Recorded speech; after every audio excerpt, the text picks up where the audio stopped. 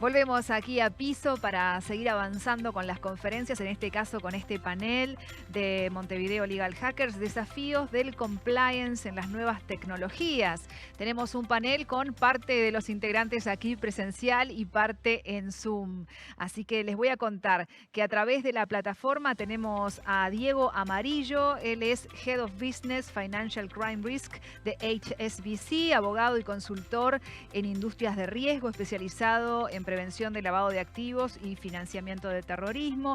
También Pablo Zaneta, abogado especializado en derecho informático, fundador de Crypto Evolution, MSc en Blockchain and Digital Currency en la Universidad de Nicosia.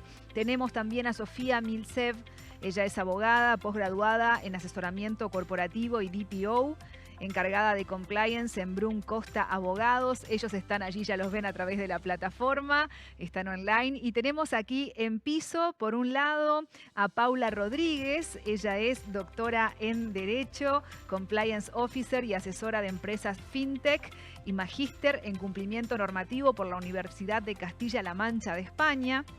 Y quien va a oficiar de moderadora es Luciana Rumi, doctora en Derecho por la UDELAR, donde formó parte de las cátedras de Derecho Comercial 1 y 2, así como del Observatorio Latinoamericano de Política Criminal. Ella también integra el departamento corporativo de la firma Bragard. Bueno, Luciana, queda este panel en tu poder. Adelante. Muchas gracias por las presentaciones. Bueno, ahora voy a pasar a hacerles algunas preguntas a nuestros ponentes para que nos cuenten un poco acerca de algunos de estos desafíos en materia de compliance respecto a la intervención de nuevas tecnologías en las distintas operaciones.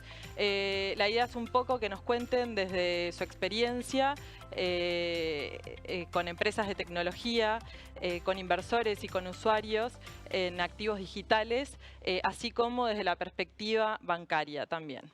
Bueno, a modo aclaratorio, nuestros ponentes hablan a título personal y de ninguna manera representando a las instituciones o a las empresas en las cuales trabajan o asesoran.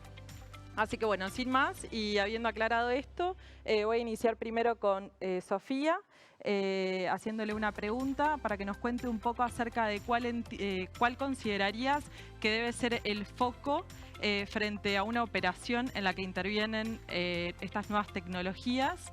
Y por otra parte, también contarnos si esta intervención de las nuevas tecnologías en las operaciones aporta mayor seguridad del sistema. Bueno, buenas tardes a todos. Gracias por la invitación y esperemos que poder generar un poco más de diálogo sobre estos temas que creo que está bueno y es lo que se necesita. Con respecto a tu pregunta, Luciana, creo que tenemos que distinguir un par de escenarios, digamos.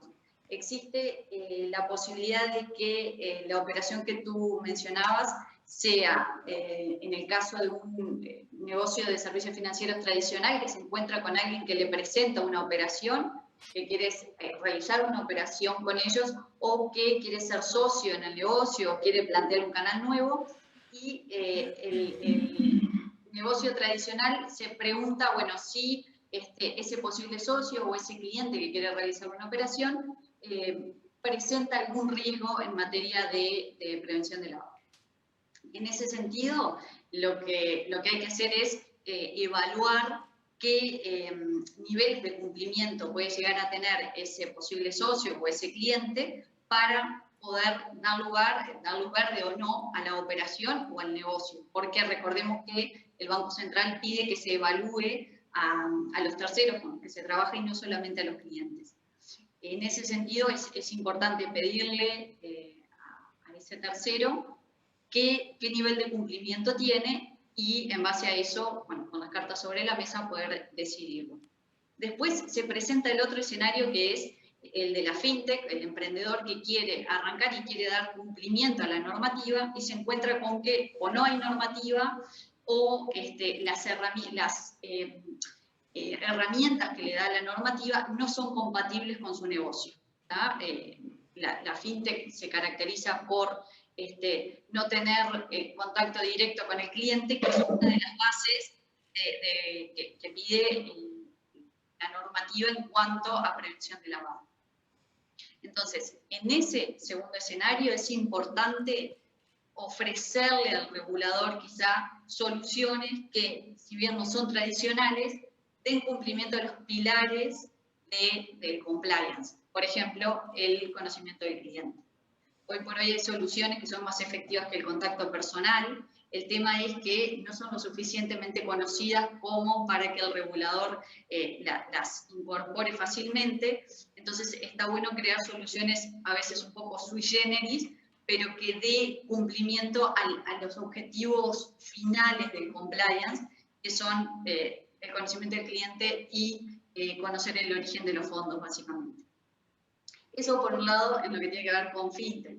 Por otro lado está, que creo que es una rama separada, pero lo suficientemente importante como para tratarlo aparte, que es lo que tiene que ver con cripto, que es un mundo distinto y que presenta desafíos, o aparentemente presentaba desafíos distintos, que tienen que ver más con el origen de los fondos. Hoy por hoy creo que es una cuestión saldada, o al menos para los que nos interiorizamos un poco más en estos temas, que el origen de los fondos en cripto, lejos de ser un problema, son incluso hoy tenemos una solución a través de cripto. Entonces, volviendo al inicio, lo que tú decías es, ¿en qué debemos poner foco? Bueno, en crear un sistema de prevención que, si bien normativamente no contamos con una guía para hacerlo, podamos al menos dar cumplimiento a los objetivos generales en materia de prevención, que es el conocimiento del cliente, con soluciones de tecnología que existen hoy por hoy, y la posibilidad de conocer el origen de los fondos, que también son absolutamente salvables hoy por hoy. Después, la segunda parte de la pregunta, Luciana, que referías a si son soluciones, efectivamente, creo que no hay duda. Hoy por hoy, las soluciones que tienen que ver con la identificación de la persona tienen una mayor efectividad que el contacto personal.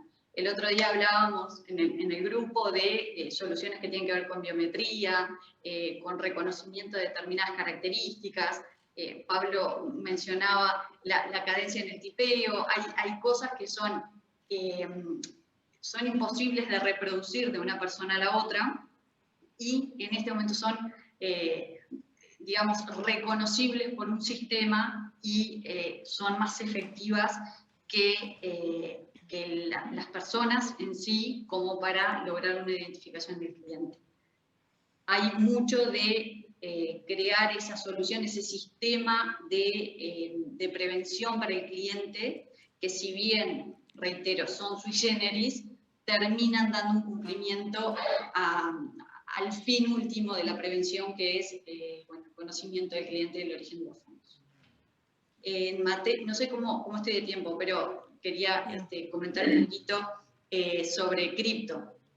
Cuando recién empecé a conocer sobre estos temas, me encontraba con que iba a una charla sobre cripto y me daba la sensación de que cripto era totalmente opaco y que era un problema la trazabilidad y demás. Iba a otra charla y me encontraba con que cripto era absolutamente trazable y no había un problema con eso. Creo que con el tiempo esa idea se fue clarificando, y hoy por hoy no hay dudas de que es absolutamente trazable, y lejos de ser un problema para temas de prevención, son una solución. Entonces, creo que por ese lado no hay duda ya.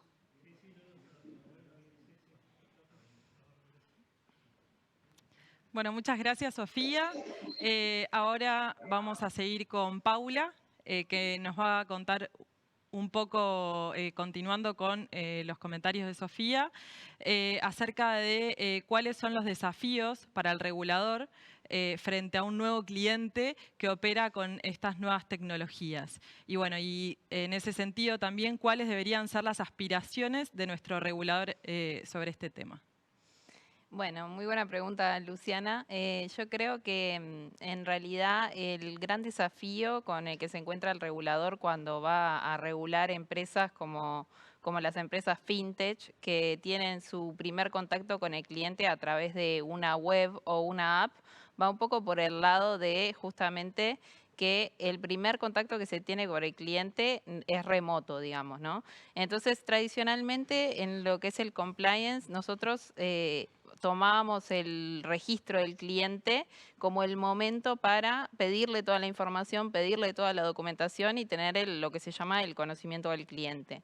Sin embargo, aquí en este tipo de empresas, digamos, la fintech, en el momento que tenemos el primer contacto con el cliente, lo que se busca es justamente captar al cliente. Y si eso se trata de hacer a través de un onboarding que sea ágil y pedirle al cliente la menor información posible. En ese sentido, creo que el regulador en o sea, las empresas que ha regulado, por ejemplo, las instituciones emisoras de dinero electrónico o las plataformas de crowdfunding, ha logrado resolver esa dicotomía, digamos, mediante regulación que distingue entre dos categorías de clientes. En ese sentido tenemos a los clientes que son considerados ocasionales por la normativa de prevención de lavado, que son aquellos clientes que operan por debajo de cierto monto fijado por el regulador. Y después tenemos los clientes habituales, que son aquellos clientes que ya han superado ese umbral. Entonces, bueno, como cuando se va a registrar un cliente, todos los clientes se pueden considerar como ocasionales, porque de hecho todavía no han operado. La regulación permite pedirle datos mínimos y de esa forma, bueno, armonizar lo que es la necesidad de la fintech de solicitar poca información, captar al cliente y, bueno, por otro lado, tener una información y que el conocimiento del cliente exista, pero que sea gradual. O sea, no pretender tener toda la información de entrada, sino, bueno, a medida que vamos conociendo al cliente y el cliente va conociendo a la empresa, ir, bueno, recabando la información necesaria. En ese mismo sentido, el regulador también ha hecho una diferenciación en la normativa. Normalmente, en lo que es la normativa de prevención de lavado, teníamos dos niveles, digamos, de certeza de la información, ¿no? La información que se le había solicitado al cliente y él la había aportado, y la información que había sido verificada. Ya podría ser verificado contra documentación, como es un comprobante de domicilio, o verificado contra una base de datos. Aquí la normativa para las fintech lo que prevé es que se pueda directamente hacerse la información a través de consultas a base de datos, por ejemplo, las bases de datos de DENIC. De esa forma, también vamos por el mismo lado de, bueno, de repente si al cliente le puedo hacer el onboarding más ágil, pidiéndole nada más que el número de cédula y el resto de los datos me los traigo de una base de datos y elimino esa doble barrera de solicitud y verificación, bueno, ahí estamos cumpliendo el objetivo de armonizar las necesidades de ambas partes. Sobre todo, además, si se tiene en cuenta que cuando el cliente por ahí se va a registrar en una web, una app, una fintech nueva, por ahí tampoco que tiene mucha confianza en la empresa, no es lo mismo que un banco, que uno va y ve una persona.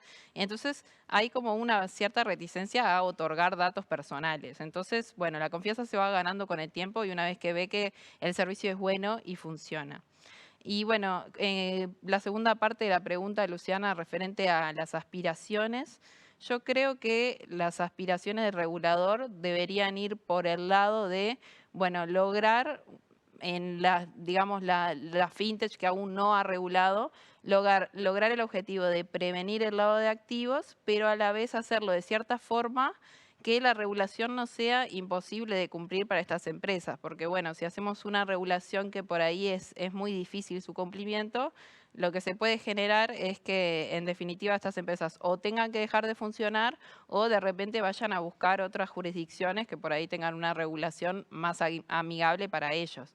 Y eso va un poco en contra, creo, en los objetivos del gobierno de captar inversiones extranjeras que puedan venir a nuestro país y bueno, de esa forma lograr un crecimiento. Para eso yo creo que es muy importante que se tenga en cuenta cómo funcionan estas empresas para lograr una regulación que sea acorde o sea, que sea posible de cumplir. Ahí en ese sentido creo que hay que tener en cuenta que tradicionalmente la normativa de prevención de lavado se fiaba mucho de lo que es la estructura de gobierno corporativo. Y bueno, eso es una estructura jerárquica de personal en el que los controles siempre recaen en las personas. Sin embargo, estas empresas, o sea, las empresas fintech en general cuando empiezan son una startup que tienen poco personal y no tienen de repente para tener un directorio, un comité ejecutivo, un gerente, 3 asistentes. Entonces, lo que hacen naturalmente, como son empresas tecnológicas, es confiar un montón de estos controles en la tecnología. Entonces, creo que está bueno tomar esa realidad y tener en cuenta que, bueno, algunos de esos controles que tradicionalmente se confiaban en la cadena de mando, digamos, se puedan confiar en herramientas tecnológicas. Creo que por ahí va un poco el tema. Y bueno, en ese sentido, con respecto a las empresas que aún no están reguladas, creo que el regulador tiene la ventaja de que ya hay muchas, casi todas de ellas, que ya han hecho un camino en lo que refiere a la prevención del lavado de activos, han hecho autoevaluaciones de riesgos, tienen manuales de prevención, han nombrado oficiales de cumplimiento. Entonces, ahí yo creo que el regulador hace bien que cuando va a sacar un proyecto lo pone en consulta, se generan mesas de trabajo y creo que ese es el camino y esa debe ser la aspiración. Bueno, muchas gracias, Paula. Ahora, yéndonos un poco hacia otro tema, vamos a seguir con Pablo.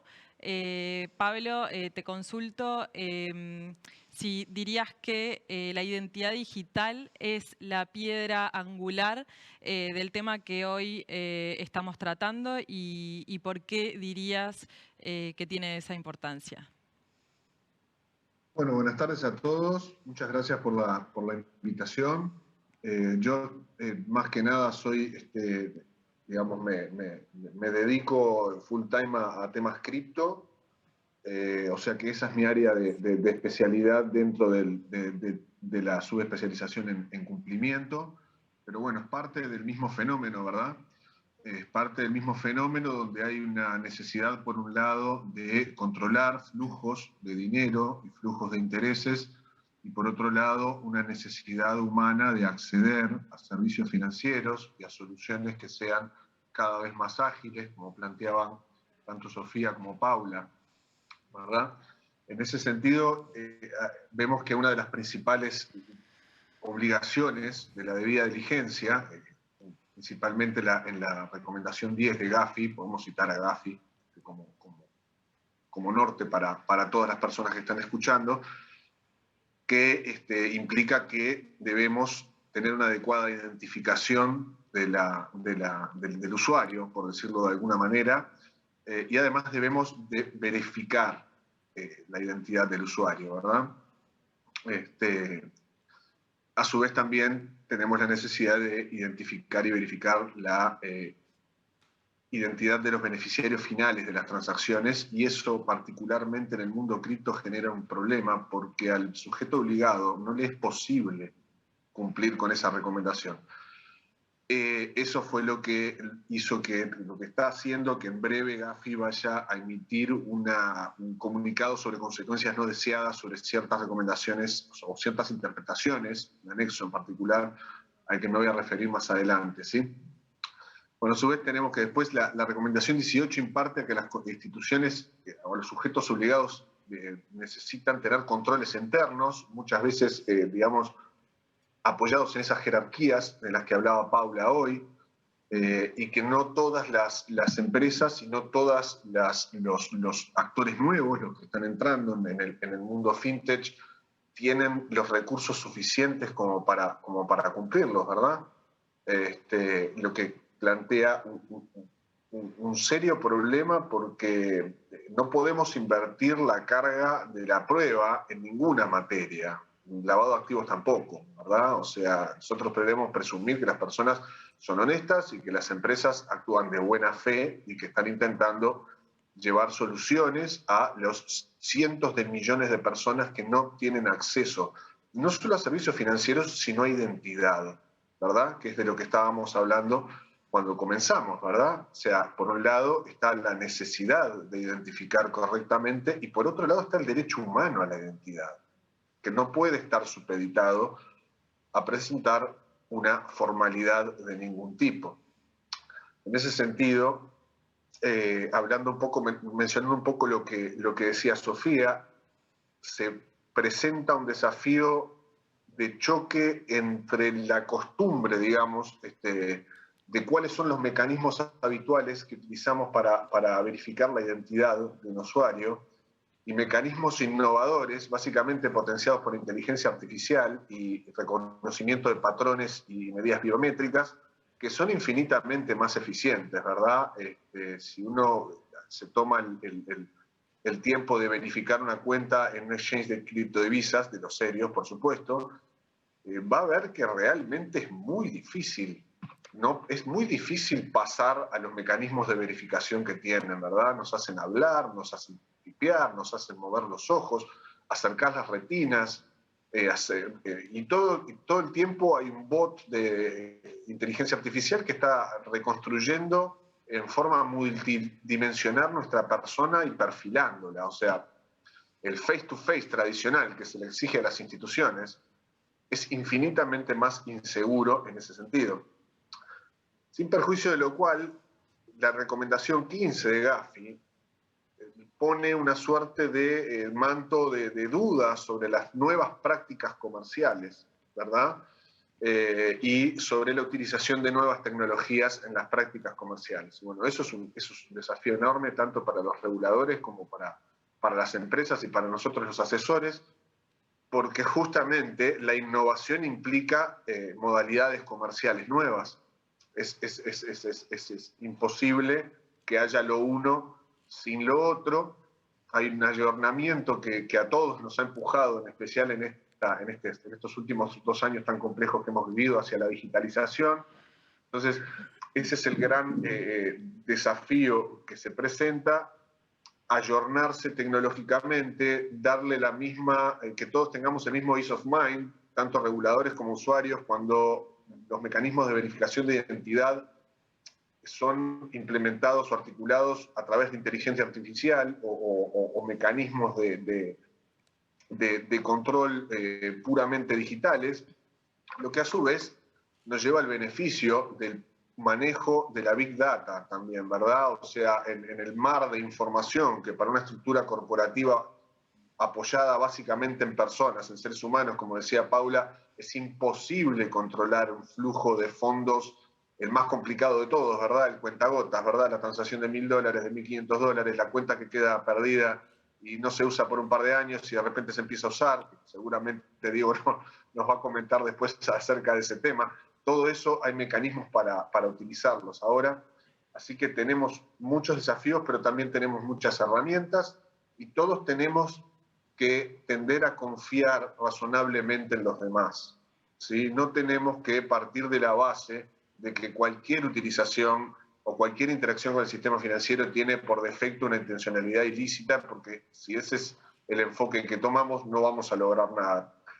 A lo último, a lo que me quiero referir como el gran desafío, y ya dentro de mi área de amor más que de conocimiento, porque es lo que a mí me gusta más, que es la parte de las criptodivisas, ¿verdad? El peor desafío, el más grande desafío que se presenta, que radica en la contraposición entre los términos centralización versus descentralización, es la famosa Travel Rule, ¿verdad? Que emana del Bank Secrecy Act de 1996, en el cual aquel sujeto obligado que es ordenado, que el ordenante le dice transferir X cantidad de fondos a tal persona, tiene la obligación de saber, de cumplir con los mismos requisitos de verificación de identidad y de beneficio final antes de dar trámite a lo que el ordenante le pide. Bueno, eso no es posible en el mundo de las criptodivisas, porque es literalmente imposible, a menos que se concentre la custodia de las criptodivisas en el sujeto obligado y lo que se emita a cambio de la criptodivisa depositada por el usuario sea un IOU, o sea, exactamente lo mismo que tenemos ahora. Es imposible que un sujeto obligado pueda aseverar con total certeza quién es el destinatario final de una transacción en criptodivisas. Sin perjuicio de lo cual, como mencionaba Sofía, esta tecnología tiene la potencia suficiente como para lograr articular un sistema que permita verificar razonablemente el curso del flujo de fondos y a su vez recoger en la normativa financiera el derecho humano a la identidad y el derecho humano al acceso a servicios financieros, que es de donde tendríamos que estar empezando a mirar esto. Muchas gracias. Bueno, muchas gracias, Pablo, por tus aportes. Ahora, continuando, Diego, te voy a pedir a ver que nos cuentes un poco desde la perspectiva de bancos. ¿Cómo dirías que es para los bancos el riesgo cliente?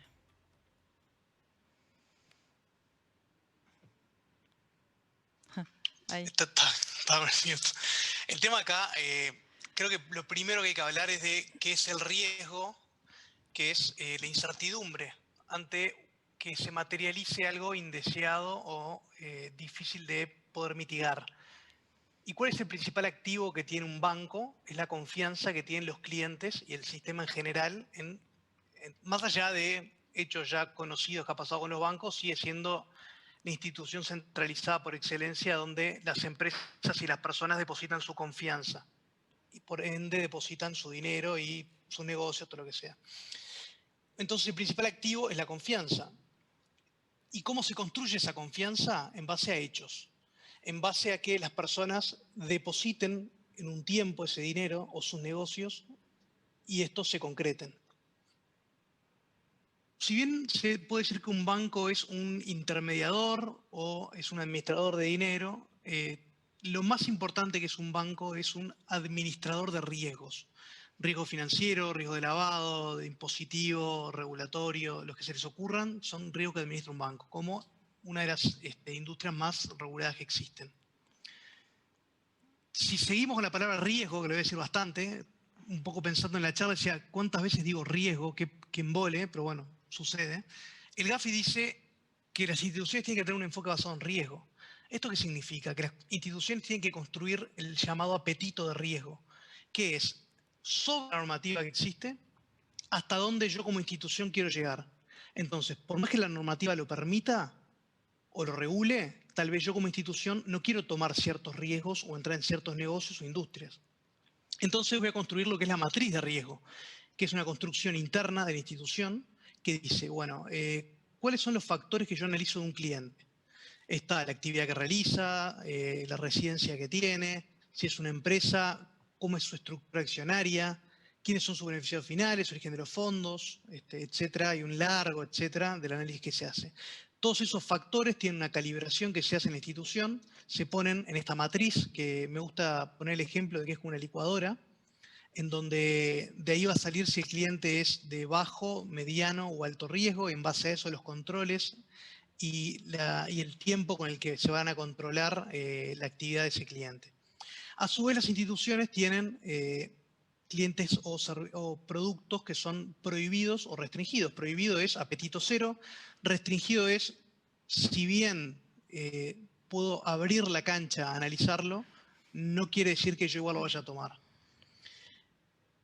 Y ahí podemos, ya para avanzar un poco en los clientes que podemos estar hablando acá, que puede ser una fintech o puede ser una empresa del rubro cripto, tenemos qué se analiza de esas empresas, ¿no? Vamos directamente a la fintech, porque el rubro cripto, después les explico un poquito cómo se analiza. Las fintech son empresas que, como dice el nombre, están en finanzas y tecnología, que pueden haber varios tipos. Están las que procesan pagos, están las que son simplemente una plataforma que acercan partes para que esas partes se presten, se descuenten cheques, se aseguren. También están las wallets. No sé, hay una cantidad de tipos de fintech, pero creo que en esas tres podemos resumir la gran mayoría. La gran pregunta que se hace una institución financiera cuando se le acerca a un cliente fintech es el riesgo que le presenta. Entonces, la primera pregunta es, ¿estás regulado? Y si estás regulado, ¿quién te regula? ¿Bajo qué estándares? ¿Esos estándares son iguales a los míos? Entonces, ¿entra dentro de mi apetito de riesgo el estándar que vos manejás? ¿Sí o no? Perfecto. ¿No estás regulado por qué? Y puede ser porque tal vez es una plataforma que acerca partes y no es una institución financiera en sí. Puede ser por muchos motivos o porque es una sociedad extranjera que donde opera no precisa estar regulada. Esa es como otra barrera que se entra. ¿Manejás fondos de terceros? ¿Fondos de tus clientes? o manejás fondos propios. Si son fondos propios, ¿dónde los tenés? ¿En una institución tradicional?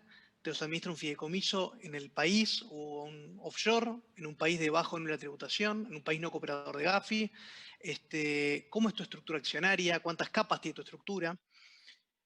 ¿En qué países están todas esas capas? Y obviamente la gran pregunta de siempre, el origen de los fondos. Y entonces, ¿cuál es la situación en nuestro país? Para lo que es fintech es un poco más fácil porque muchas de ellas están reguladas y supervisadas, no sé si supervisadas, pero están reguladas por lo menos. Para lo que es cripto tenemos un gran vacío legal y ahí entra el mayor de los problemas. Lo que es fintech es más fácil desde el punto de vista de una institución financiera poder evaluar si tomaron el riesgo y obviamente tenés como otros estándares y tenés un regulador en muchos de los casos, no en todos como dije recién, que baja ciertos estándares y para vos es más fácil, pues sabés qué documentación pedir y cómo la van a presentar. Obviamente no siempre va a ser como se espera del lado del banco, porque como decía Paula, todo lo que es gobierno corporativo no va a estar. Todas estas mega estructuras que puede tener una institución procesadora de pago de terceros tradicional, que no es una fintech, puede que la tenga, como las grandes que hay en Uruguay, pero no sé si la va a tener una pequeña fintech, por decirlo de una manera, no por los volúmenes que manejen, sino por la estructura de personal que tengan. Y si no está regulada directamente ya es otro problema, porque va a ser un cúmulo de preguntas y de cuestionarios que se le va a hacer para saber si llegan a los estándares y si los controles de la institución financiera que toma ese riesgo cliente es suficiente. Y por otro lado está el tema de las empresas del rubro cripto, que directamente no están reguladas. Y nosotros en Montevideo Legal Hackers nos pasamos debatiendo y conversando en qué estándares o bajo qué regulación las tomamos. ¿Son un activo? ¿Son dinero? ¿Son un bien? Entonces, ¿tu cliente es una empresa que administra préstamos de bienes o de permutas o es una empresa institución financiera? Entonces, es muy amplio ahí y ya es más difícil. Entonces, tratando de resumir a qué viene todo el análisis desde el punto de vista de institución financiera es costo-beneficio. Porque los bancos son empresas que quieren sacar una ganancia. Y para sacar esa ganancia tienen que administrar riesgo. Y para administrar riesgo tienen que conocerlo y tener los elementos. Entonces, vos cliente, institución fintech o de cripto, ¿pagás el costo compliance que implica analizar el riesgo que me está generando como institución y los controles que tengo que establecer? Y ahí es el gran tema que tenemos siempre. Es que muchas veces no se llega a los estándares y los bancos no tienen el conocimiento interno ni pretenden tenerlo en el corto o mediano plazo para asumir ciertos riesgos. Entonces sí se genera este problema de que el acceso al sistema financiero como cliente de estas empresas es muy difícil. Pero como todo, creo que acá el mensaje en general que generalmente doy en estas charlas que damos con Legal Hackers es: hay dos temas acá, la importancia de la regulación y la importancia de la enseñanza cruzada entre las industrias. Por ahí un poco creo haber contestado la pregunta. Bueno, muchas gracias, Diego. Ahora, nada, simplemente agradecer a los organizadores, a nuestros panelistas e invitar a todos a que continúen investigando sobre estas cuestiones que nuestros speakers presentaron. Sin más, le devuelvo la palabra a Alejandra. Gracias. Muchas gracias. Gracias a todos los que han participado, ya sea online como también aquí en el estudio, y especialmente a Luciana por su moderación.